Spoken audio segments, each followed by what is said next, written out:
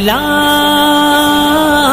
زندہ باد، قرآن زندہ باد، قرآن ہمارا زندہ باد، اسلام ہمارا زندہ باد، قرآن ہمارا زندہ باد، اسلام ہمارا زندہ باد۔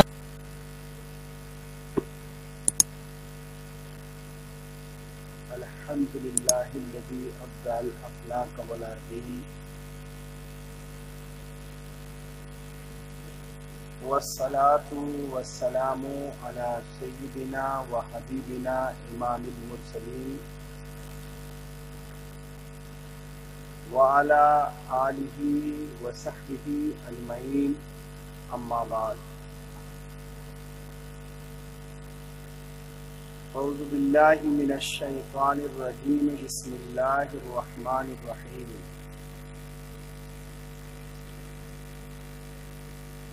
تبیانا لکل شیء، صدق اللہ العظیم وصدق رسولہ النبی الامین الکریم، ونحن علی ذلک لمن الشاہدین والشاکرین، والحمد للہ رب العالمین۔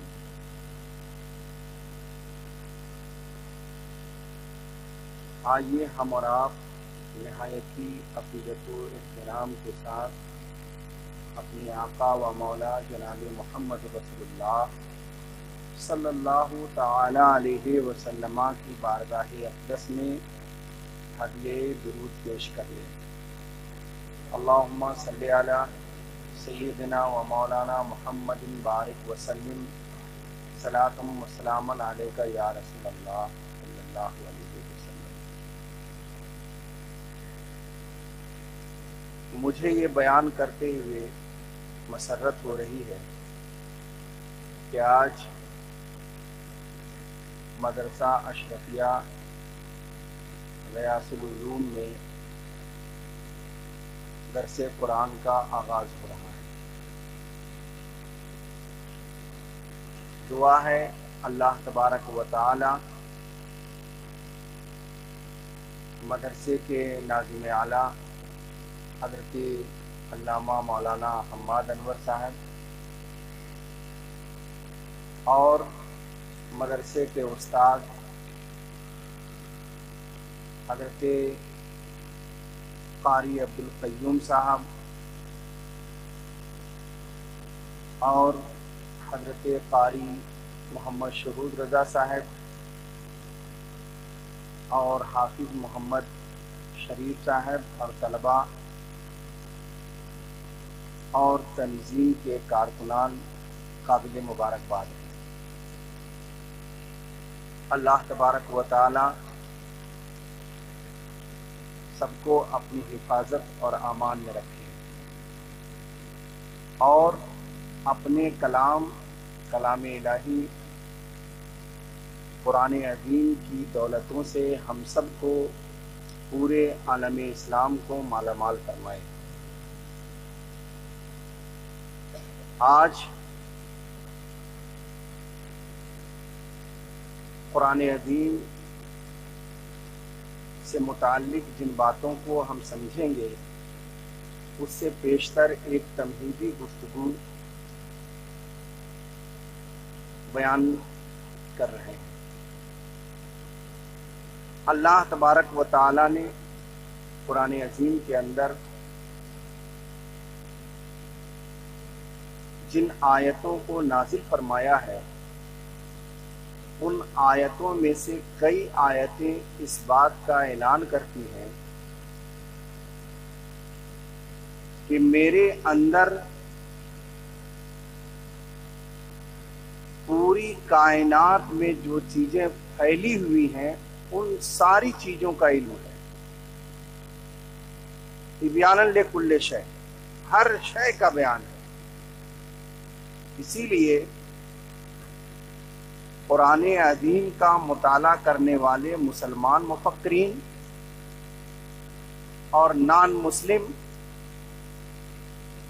ان سب نے مطالعہ کرنے کے بعد जिस नहज से, जिस अनोखे अंदाज से इसका मुताला किया, उन्होंने बरमला इस बात का एतराफ़ किया कि ये कुरान पूरी कायनात के लिए वाकई हिदायत की किताब है। इसी कुरान से हमें ज़मीन की हकीकत का इदराक होता है, आसमान की बुलंदी का इदराक होता है, चांद सूरज सितारे की हकीकत का इल्म होता है, और 18,000 मखलूक़ात के अंदर जो खूबियाँ फैली हुई हैं, इन तमाम चीज़ों को अगर कोई बताता है तो वो कुरान अज़ीम है। इसीलिए जिस नहज से इस किताब का मुताला किया, उन्होंने ये कहा कि ऐसा लगता है जैसे ये किताब कुरान अज़ीम इसी फ़न में हो।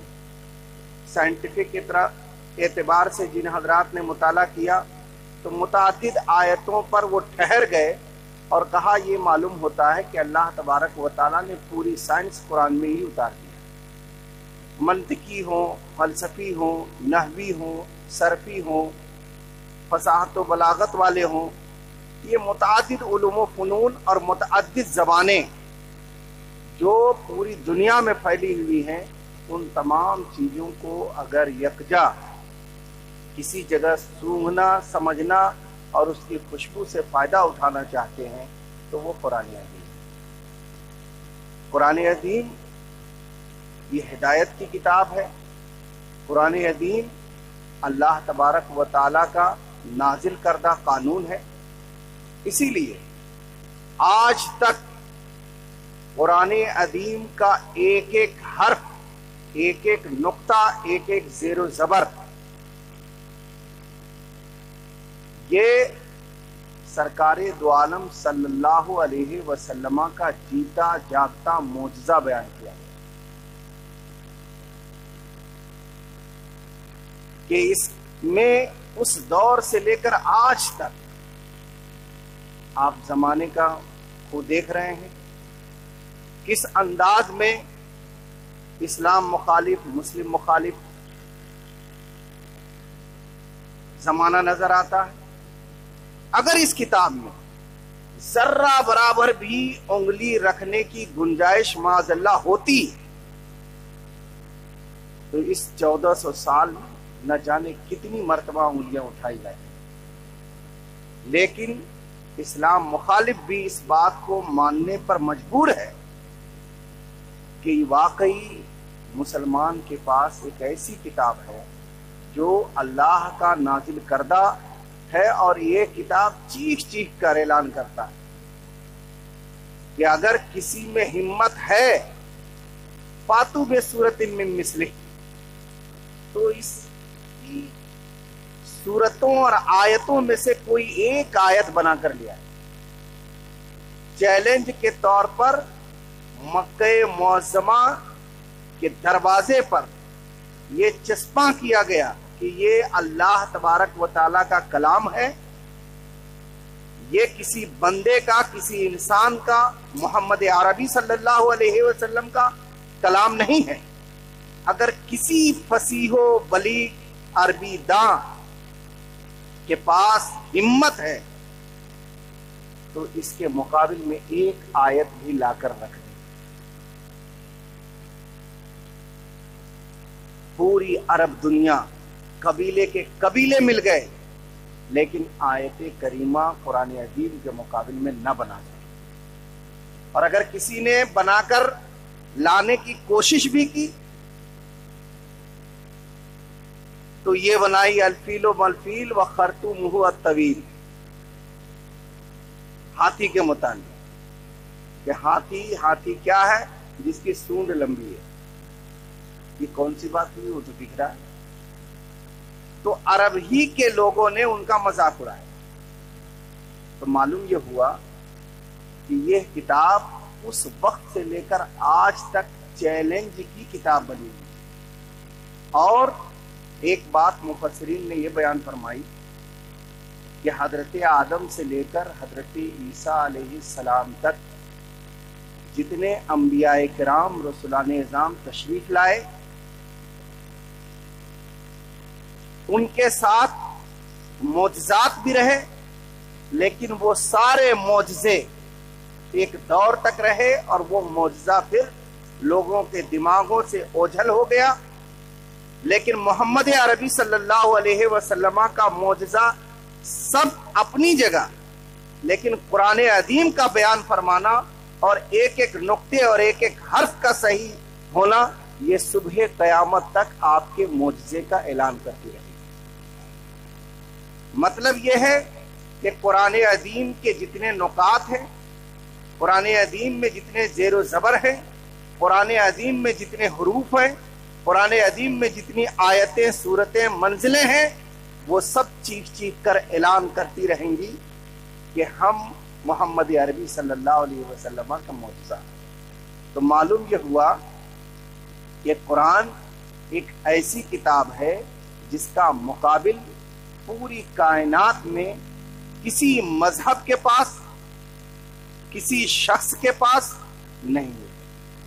اس لیے کہ جن کے پاس بھی جو کتابیں ہیں اس کے مقابل کتابیں لا کر رکھی گئی، یا آسمانی کتابیں بھی تھیں، توریت، انجیل، زبور وغیرہ، تو ان سب سے متعلق ہے کہ اس کے جاننے والے نے ان میں رد و بدل تبدیل کر دیا.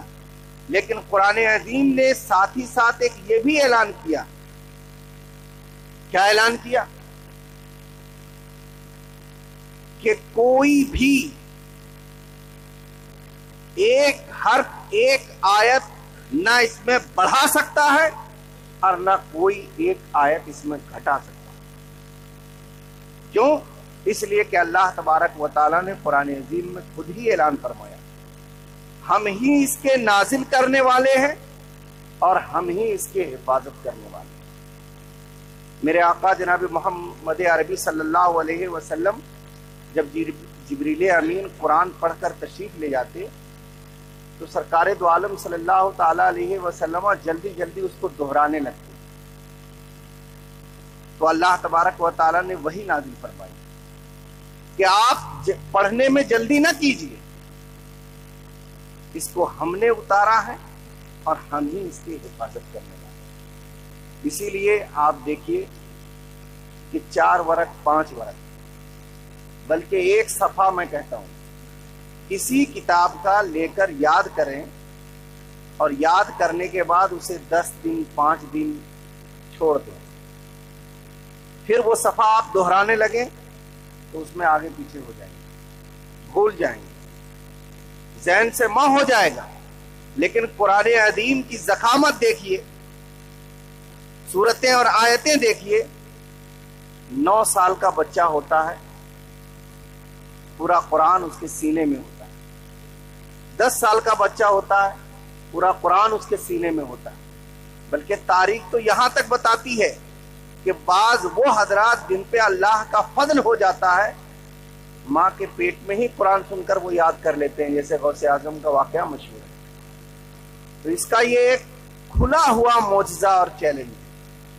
اس حوالے سے ایک بات صدر الافاضل علیہ الرحمن کی یاد آئی کہ آپ السواد العظم ایک رسالہ نکلتا تھا، اس میں مستقل طور پر اس وقت بھی یہ تحریک لوگوں کو ارتداد کی پھیلائی گئی تھی اور گاؤں کا گاؤں، محلہ کا محلہ شدھیکرن ہو رہا تھا. اس وقت ان بزرگوں نے بڑا کام کیا، بڑے بڑے سوامیوں سے ان کا مقابلہ ہوا، وید کے جانکاروں سے مقابلہ ہوا. تو ایک وید کے جانکار نے آ کر کہا کہ مولانا آپ کو معلوم ہے میں تمہارے قرآن کا ایک 14 پارے کا حافظ ہوں، 14 پارہ میں نے یاد کر لیا ہے. تو حضرت سیدنا صدر الافاضل علیہ الرحمن نے ارشاد فرمایا، ارے یہ تو میرے قرآن کا معجزہ ہے، یہ قرآن کا اعجاز ہے کہ اپنا بیگانہ جو بھی اس کو سینے سے لگاتا ہے سب کے سینے میں یہ اترتا چلا جاتا ہے. پھر اس نے یہ کہا کہ ہمارے وید میں سے آپ کو کتنا یاد ہے بتائیے. تو کہا وید یا اور کوئی دیگر کتابیں یہ اللہ کی کتاب نہیں کہ سب کو یاد ہو. یہ واحد ایک کتاب ایسی ہے قرآن عظیم جس کو اپنے سینے سے کوئی بھی لگاتا ہے تو اس کا نشیب و فرات اور اس کی کا حسن اس کے سینے میں اترتا چلا جاتا ہے۔ تو یہ ہے قرآن عظیم۔ قرآن عظیم کا نام قرآن ہے۔ اس حوالے سے مفسرین نے بیان فرمایا کہ یہ قرآن یا قراءتن یا قرنن، تین لفظ، قرآن، قراءتن اور قرنن، ان تینوں میں سے ہی کسی ایک کا معنی قرآن عظیم میں صادق آتا ہے، یا تینوں معنی صادق آتے ہیں۔ قرآن کا معنی کیا ہے؟ قرآن کو قرآن کہا کیوں جاتا ہے؟ اللہ تبارک و تعالیٰ نے اس کا اور نام رکھا، فرقان رکھا، اور بھی نام ہے، لیکن قرآن یہ اس کا مشہور اور معروف نام ہے۔ تو قرآن کو قرآن کیوں کہا جاتا ہے؟ سب سے پہلے ہم یہ سمجھیں گے قرآن کو قرآن کیوں کہا جاتا ہے۔ تو قرآن یہ قرآن سے ہے۔ قرآن کے معنی ہے یکجا ہونا، آپس میں اکٹھا کر دینا، ملانا۔ اس معنی کے اعتبار سے قرآن کو قرآن کہا گیا۔ مفسرین نے بیان فرمایا ہے کہ قرآن ایک واحد کتاب ایسی ہے جس میں تمام اولین، تمام پہلے اور تمام آخرین جو بعد میں ہونے والے ہیں اور موجودہ ہر علوم کو اللہ تبارک و تعالیٰ نے اس میں اکٹھا کر دیا، اسی لیے قرآن کو قرآن کہا جاتا ہے۔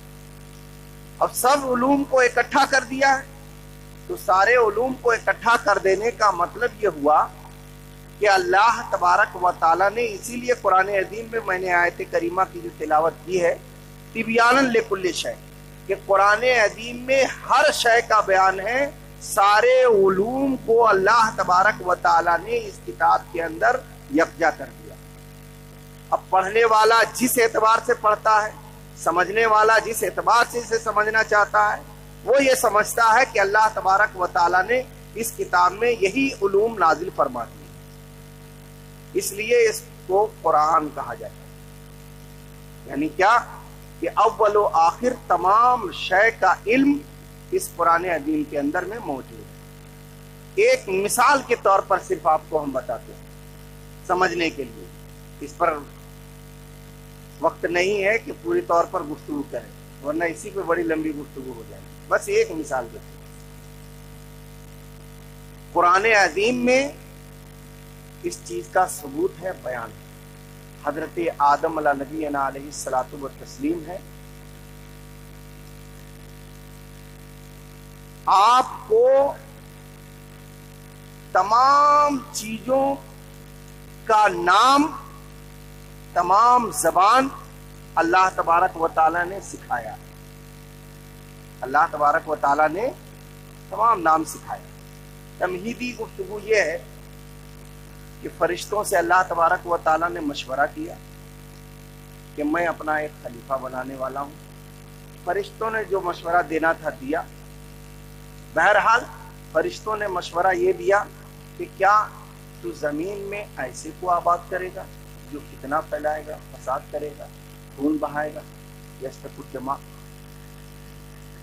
اللہ تبارک و تعالیٰ نے فرشتوں سے کہا کہ عالم و ما لا تعلمون، خلیفہ بنانے میں جو حکمت ہے، جو میں جانتا ہوں تم لوگ نہیں جانتے۔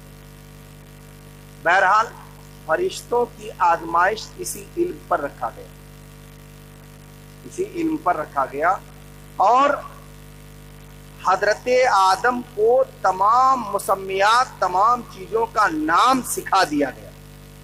یہاں پر مفسرین نے، امام رازی نے، امام قرطبی نے، در منصور وغیرہ نے بڑی تفصیل کے ساتھ روشنی ڈالی ہے کہ آج پوری دنیا میں جتنی زبانیں بولی جا رہی ہیں، جتنی زبانوں کا ایجاد ہو چکا ہے، اور صبح قیامت تک جتنی زبانیں بولی جائیں گی، یہ تمام چیزوں کا علم حضرت آدم علیہ السلام کو اللہ نے سکھایا۔ تو کوئی بھی زبان ہو، یہ ہمارے نبی جلیل القدر پیغمبر آدمیت کی جان حضرت سیدنا ابو البشر آدم علیہ السلام کو معلوم تھا. تو قرآن عظیم سے ثبوت مانگیں گے، ہر شے کا ثبوت. گجراتی کہاں بولی جا رہی ہے، کنڑ کہاں بولی جا رہی ہے، تمل کہاں بولی جا رہی ہے، انگریزی کہاں بولی جا رہی ہے، بنگالی کہاں بولی جا رہی ہے، ان تمام چیزوں کا علم قرآن عظیم کی ایک آیت میں علم آدم الاسماء کلھا، اس کے اندر اللہ تبارک و تعالیٰ نے پنہا کر صرف ایک مثال ہم نے دی تاکہ یہ ذہن میں آپ کے بس رچ جائے کہ قرآن عظیم کی آیتوں میں جتنا غور کرے گا، جتنا ریسرچ کرے گا، جس نہج سے ریسرچ کرے گا، قرآن عظیم جواب دیتا ہوا نظر آئے. قرآن عظیم عاجز نہیں ہے، ہمارا علم عاجز ہے، ہماری پہنچ عاجز ہے، لیکن قرآن عظیم ایک سمندر ہے، اور یہ ایک ایسا سمندر ہے کہ جو جتنا پینا چاہتا ہے پی لے، سمندر سے کچھ کم ہونے والا نہیں ہے. علم کی یہی مثال ہے کہ علم کی بڑی شان ہے.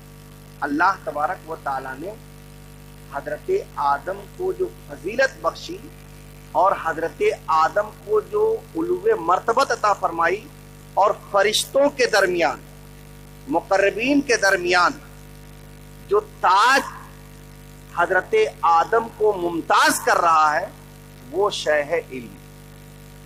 تو علم سے ہمارا رشتہ حضرت آدم علیہ نبینا علیہ الصلوۃ والتسلیم کی ذات ببرکات سے ہی ثابت ہے. آج افسوس کی بات ہے کہ ہم ہر میدان میں پیچھے ہیں. جس علوم کو دیکھیے ہم ان علوم میں پیچھے ہیں. یہ ساری چیزیں آج جو ماڈرنائز کر کے اس کے اوپر رنگ اور روغن چڑھا کر یہ پیش کیا جاتا ہے کہ یہ چیز فلاں نے ایجاد کی، یہ چیز فلاں نے ایجاد کی، یہ چیز فلاں نے ایجاد کی. جب آپ تاریخ کی حقیقت میں جاؤ گے تب آپ کو معلوم ہوگا کہ قرآنی علم رکھنے والوں ہی نے پرواز کیسے کی جائے گی، روشنی کیسے پیدا کی جائے گی، کہاں پر ترقی کیسے کی جائے گی، کن کن چیزوں کو ایجاد کیا ہے جو آج ہمارے اوپر مسلط ہے. ان سب کے ایجاد کرنے والے اسلامی مفکرین ہی رہے. اسی قرآن عظیم سے ان حضرات نے ان چیزوں کا ایجاد کیا ہے. اسی لیے جب آپ تاریخ پڑھیں گے تو معلوم ہوگا کہ ہماری بڑی بڑی لائبریریوں کو اور جو کتابوں میں قرآن کے علم کو کھول کر اسلامی مفکرین نے رکھا، وہ لائبریریاں انگریزوں نے منتقل کر کے اپنی زبانوں میں ٹرانسلیشن کر کے عربی کا نام و نمود ختم کر دیا، بلکہ ان کتابوں کو دریا میں پھینک دیا، جلا دیا گیا تاکہ مسلمانوں سے اس کا وجود اور رشتہ ختم ہو جائے. یہ سب سازشیں اس قرآن عظیم کا ایک مفہوم قرآن ہے، جس کے معنی ہے کہ تمام اولین اور تمام آخرین، تمام پہلی باتیں اور تمام پچھلی باتوں کا علم اسی قرآن عظیم کے اندر موجود ہے. جس نہج سے جو اس کا مطالعہ کرتا ہے ویسے ہی اس کے اندر وسعت پیدا کر لیتا ہے. اور دوسرا قراءتن، قراءتن کے معنی ہے پڑھنا. قراءتن کے معنی کیا ہے؟ پڑھنا. قرآن کو قرآن کیوں کہا جاتا ہے؟ قرآن اس لیے کہ اس میں تمام اولین آخرین کے علوم ہیں. اور دوسرا مفہوم کیا ہے؟ قراءتن، پڑھنا. اب پڑھنے سے مراد کیا ہے آپ کو بتائیں. پہلی اللہ تبارک و تعالی نے تورات، زبور، انجیل، یہ 3 کتابیں نازل کریں اور کچھ صحیفے، بعض حضرات پر صحیفے نازل فرمائے، جیسے حضرت ابراہیم پر صحیفے نازل ہوئے. تو یہ تمام صحیفے یا کتابیں اللہ تبارک و تعالیٰ کی طرف سے جس پیغمبر کے پاس، جس رسول کے پاس نازل ہوا وہ لکھا ہوا ہے. صحیفہ لکھا ہوا نازل ہوا، تورات لکھی ہوئی، زبور، انجیل یہ ساری کی ساری لکھی ہوئی. صرف آسمانی کتابوں میں ایک قرآن ہی ایسی کتاب ہے جو پڑھی ہوئی بول کر نازل ہوئی. اس کی شان یہ تھی کہ حضرت سیدنا جبریل علیہ السلام تشریف لاتے آقا صلی اللہ علیہ وسلم کی بارگاہ میں، اور حضرت جبریل امین پڑھ کر سناتے جاتے، اور میرے آقا صلی اللہ تعالی علیہ وآلہ وسلم اسے اپنے ذہن میں محفوظ فرمائے۔ صرف قرآن ہی کا ایک اعجاز ہے کہ یہ پڑھا ہوا نازل ہوا، یہ بول کر نازل ہوا، یہ لکھا ہوا نازل نہیں۔ اس لیے قرآن کو قرآن کہا جاتا ہے کہ یہ پڑھا ہوا نازل۔ ایک بات تو یہ، اور دوسری بات اس کے اندر یہ ہے کہ قرآن عظیم کی تلاوت، پڑھنا، سمجھنا جس انداز میں کیا جاتا ہے، پوری کائنات میں کوئی کتاب اتنی نہیں پڑھی جاتی۔ یہ کتاب ہر جگہ، مسجد ہو، گھر ہو، نماز ہو، جس انداز میں بھی آپ دیکھیں قرآن عظیم پڑھا جاتا ہے، یاد رکھا جاتا ہے، اس پر عمل کیا جاتا ہے۔ بلکہ اللہ تبارک و تعالیٰ نے اپنا گھر کعبہ معظمہ ایک وہ ایسی مقدس جگہ عطا فرمائی ہے۔ اللہ تبارک و تعالیٰ ہم سب کو زیارت عطا کرنے کی توفیق عطا فرما دے، زیارت ہو جائے، ہم لوگوں کی حاضری ہو جائے۔ وہاں جب جائیں گے تو وہ گھر کبھی اللہ کے ذکر سے خالی ہی نہیں ہوگا، ہمیشہ تسبیح و تحریر اور تلاوت قرآن کیا ہی جاتا ہے۔ جانتے ہیں ایک مسئلہ ہے کہ ایک صاحب نے قسم کھا لیا، منت مانی، قسم نہیں، منت مانی کہ اگر میرا فلاں کام ہو گیا تو میں ایسی عبادت کروں گا کہ اس وقت دنیا میں ویسی عبادت کوئی کر ہی نہ رہا ہو۔ اب وہ بات پوری ہو گئی، اب یہ مسئلہ آیا علماء کے سامنے، بڑے بڑے کے پاس پوچھا گیا، لوگوں نے غور کیا کہ اگر روزے کا حکم دیتے ہیں پوری کائنات میں کوئی نہ کوئی تو روزہ رکھ رہا ہوگا، نماز کا حکم دیں کوئی نہ کوئی پوری کائنات میں کہیں نہ کہیں نماز پڑھ رہا ہوگا، تسبیح و تحلیل کسی بھی عمل خیر کا اگر حکم دیا جائے تو پوری کائنات میں وہ عمل خیر کوئی نہ کوئی تو کر رہا ہوگا۔ یہاں گفتگو ہو رہی ہے، کہیں اور بھی تو گفتگو ہو رہی ہوگی، قرآن پڑھا جا رہا ہوگا، کہیں اور بھی تو قرآن پڑھا جا رہا ہوگا۔ تو یہ مسئلہ ہمارے امام سیدنا امام اعظم علیہ رحمت و رضوان کی بارگاہ میں پہنچا، تو آپ نے جواب دیا کہ مسئلہ بہت آسان ہے۔ بڑے بڑے علماء حیران کہ جواب کیا دیں، اور الحمدللہ ہم لوگ جن کی تقلید کرتے ہیں، قرآن کا اتنا وسیع علم ان کے سینے میں اللہ نے انہیں دیا تھا کہ وہ فرماتے یہ مسئلہ بہت ہے۔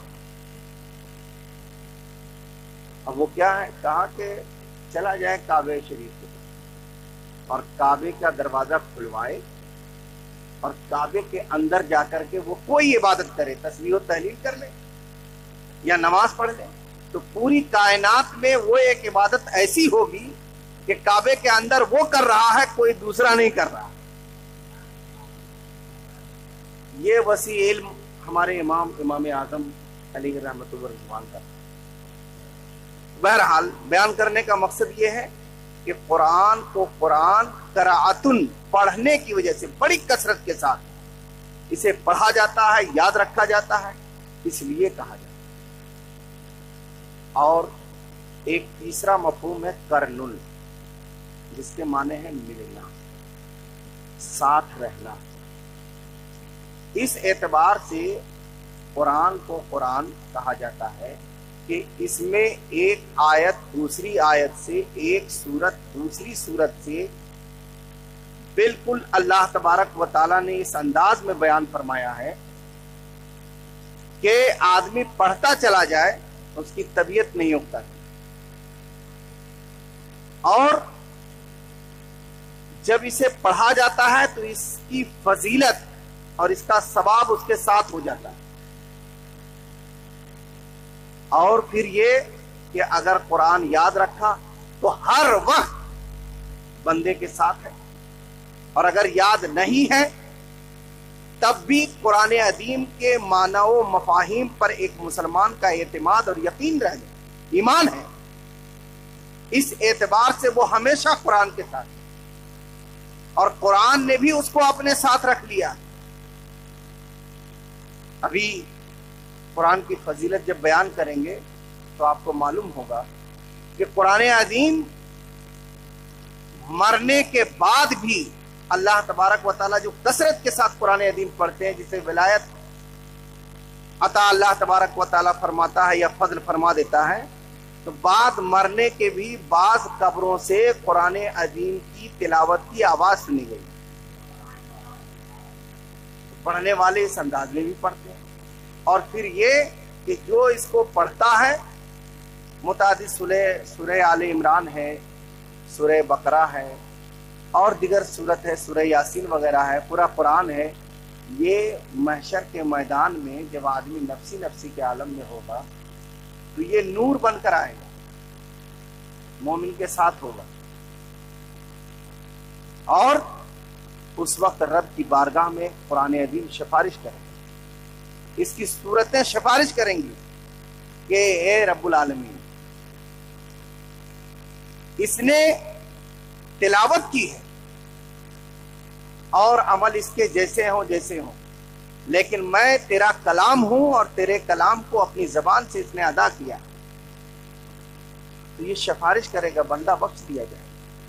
تو قرآن ملنا یہ بندے کے ساتھ اس طرح مربوط ہے اور اس طرح ساتھ ہے کہ جب تک وہ دنیا میں ہے اور جب دنیا سے رخصت ہو جاتا ہے اور رخصت ہونے کے بعد حساب و کتاب کے مراحل سے گزرتا ہے، ہر موڑ پر قرآن بندے مومن کے ساتھ رہے، اس لیے قرآن کو قرآن کہا جاتا ہے۔ تو قرآن عظیم کے لیے مفسرین اعظام نے یہ 3 باتیں بیان کی، اور تینوں باتیں بڑی اختصار کے ساتھ ہم نے آپ کے سامنے رکھی، ورنہ مفسرین نے اس میں وہ نکات بیان فرمائے ہیں کہ قرآن واقعی ایک سمندر ہے، جتنا اس کا مطالعہ کریں اور مفاہیم اس کے جب کھلتے جاتے ہیں تو پرتیں اس کی کھلتی جاتی ہیں۔ حضرت مولائے کائنات بسم اللہ کے نقطے کی توضیح و تشریح بیان کرتے تھے تو پوری رات ختم ہو جاتی۔ اب اندازہ کیجیے کہ قرآن کتنا وسیع علم رکھتا ہے۔ تو آپ یہ 3 باتیں یاد رکھیں، قرآن کو قرآن، اور ان تمام علوم جو ہوئے پہلے اور جو صبح قیامت تک ہونے والے ہیں، سارے علوم حشر و نشر وغیرہ کے اللہ نے اس میں اکٹھا کر دیا۔ قرآن کو قرآن اسی لیے کہا جاتا ہے، یا تو قرآن کو قرآن اس لیے کہا جاتا ہے کہ اللہ تبارک و تعالی نے اسے پڑھا ہوا نازل فرمایا اور یہ بہت زیادہ پڑھا جاتا ہے، اس کے مقابل کوئی دوسری کتاب نہیں پڑھی جاتی، یا قرآن کو قرآن قرن ساتھ رہنے ملنے، یہ جب تک بندے مومن دنیا میں ہے، دنیا کے بعد قبر میں، قبر کے بعد حشر و نشر وغیرہ، ہر جگہ قرآن اس کا ساتھی اور معاون ہے۔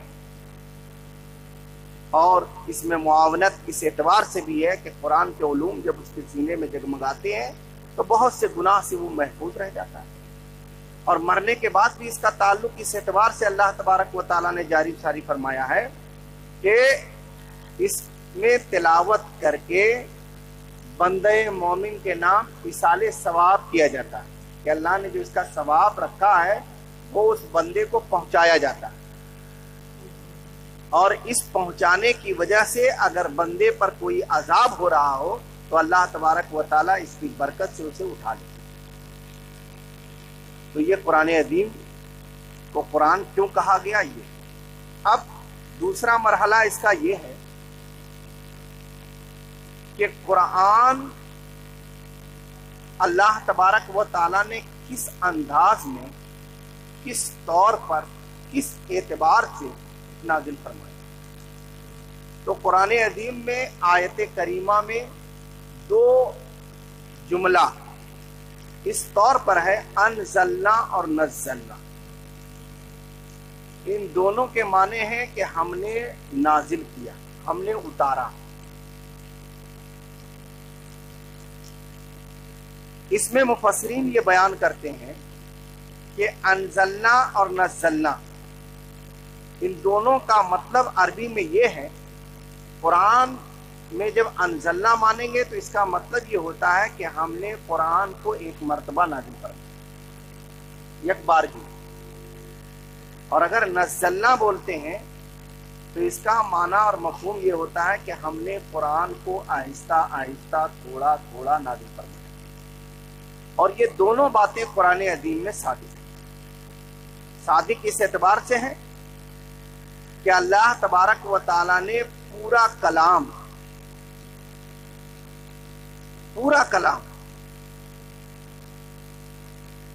یک دفعہ لوح محفوظ پر منتقل فرما دیا۔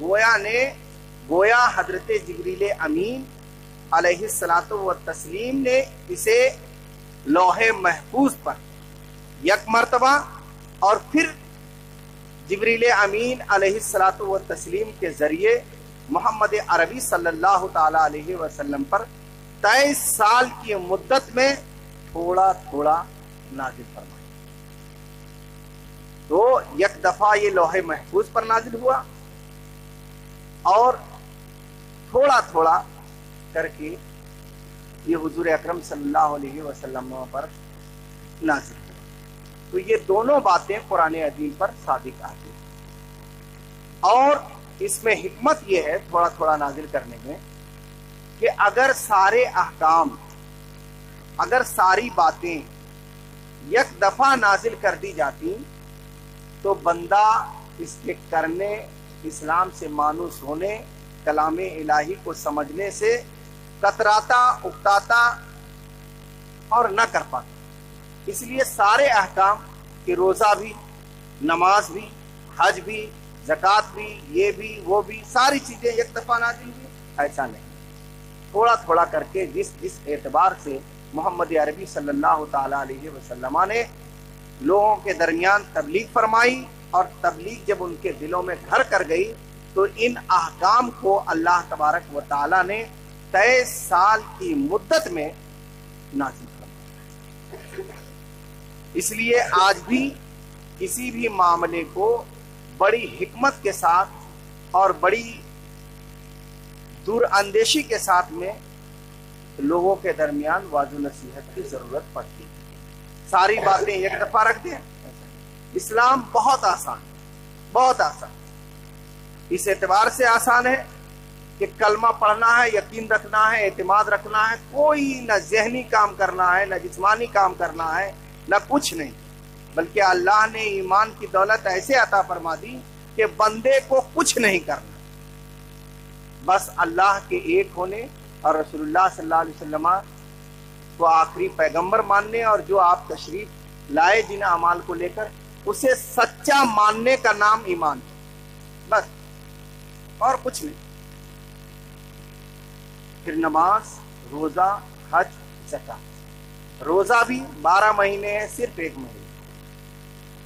زکوٰۃ بھی اللہ نے اگر صاحب حیثیت کیا ہے تو سال میں 1 بار، اللہ نے اگر صاحب حیثیت کیا ہے تو پوری زندگی میں صرف 1 بار حج کرنا۔ اور نماز جو جسمانی فٹنس کے لیے، جسمانی تر و تازگی کے لیے، جسم کے اندر پھیلی آب و ہوا کی خرابی جو سرایت کر جاتی ہے، اسے باہر نکالنے اور دور کرنے کے لیے اللہ تبارک و تعالیٰ نے، اور اپنے سے قریب کرنے کے لیے بندگی آج کی، اللہ تبارک و تعالیٰ نے نماز کو 5 وقت رکھا ہے۔ اور معلوم ہے اس نماز کے اندر کیا بات رکھی؟ اس نماز میں اللہ تبارک و تعالیٰ نے فرشتوں کی جتنی عبادتیں ہیں وہ سب اکٹھا کر، اسی طرح اللہ تبارک و تعالیٰ کی تسبیح، پاکی بیان کرنا، یہ جن و انس کو اختیاری دیا گیا، اس کے علاوہ جتنی مخلوق ہے، جتنی بھی، ان سب کے اوپر اللہ تبارک و تعالیٰ کی تسبیح، پاکی بیان کرنا لازم اور ضروری ہے۔ یہ سمندر، پہاڑ، درخت، چاند، ستارے، سورج، بچھو، چیونٹیاں، یہ سب اپنے اپنے انداز میں اللہ تبارک و تعالیٰ کی تسبیح قہری کو بیان کرتے ہیں، ساری مخلوقات بیان کرتے ہیں۔ اور یہ دونوں باتیں اللہ تبارک و تعالیٰ نے نماز کے اندر بندے کو سمیٹ کر دے دیا کہ یہ اپنا لو تو ساری 18,000 مخلوق کی عبادت اور ملائکہ مقربین کی عبادت تمہاری نماز کے اندر ہے، اس کے ذریعے سے تم میرا قرب پا لو۔ اس انداز میں سے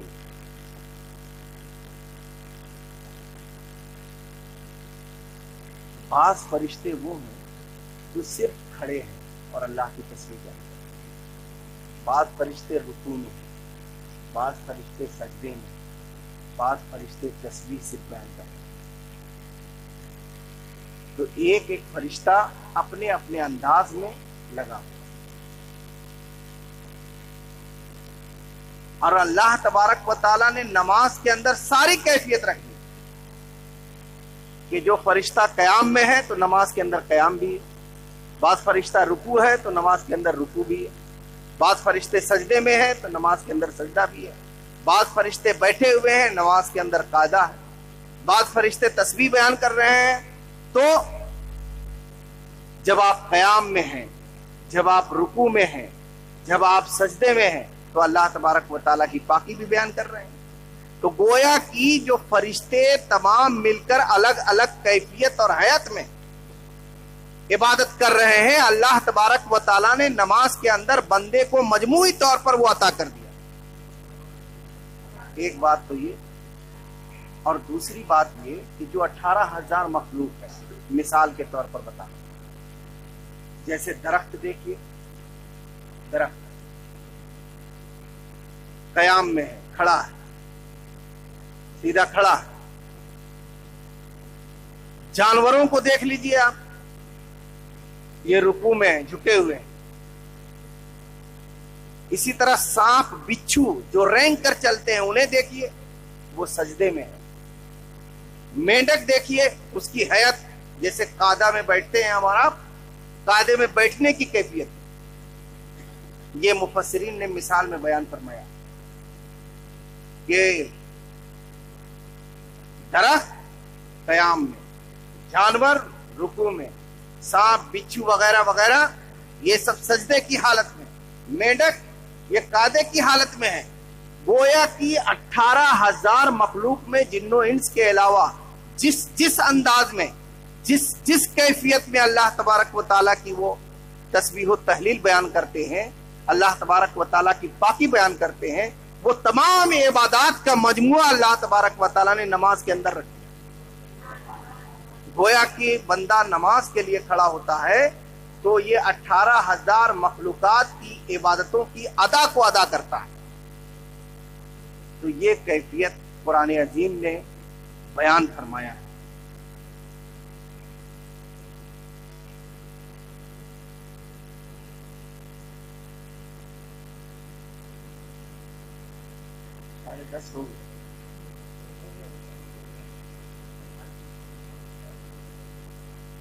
اللہ تبارک و تعالی ہمیں اور آپ کو، عالم اسلام کو قرآن عظیم کی برکتوں سے مالا مال فرمائے۔ انشاءاللہ عز و جل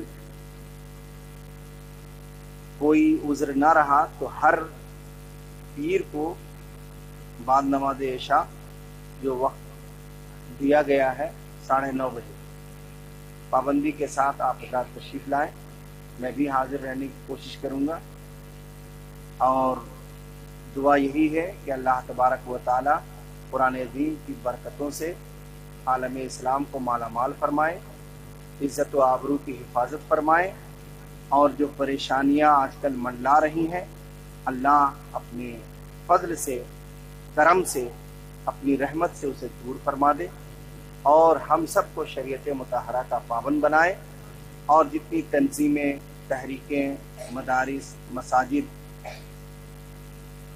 اسلام کی اشاعت کے گہوارے ہیں، اللہ ان تمام کو عروج عطا فرمائے، بد نظروں کی بد نظری، حاسدوں کے حسد سے اسے محفوظ فرمائے، اور تمام کی عزت و آبرو کی حفاظت فرمائے۔ وآخر دعوانا الحمدللہ۔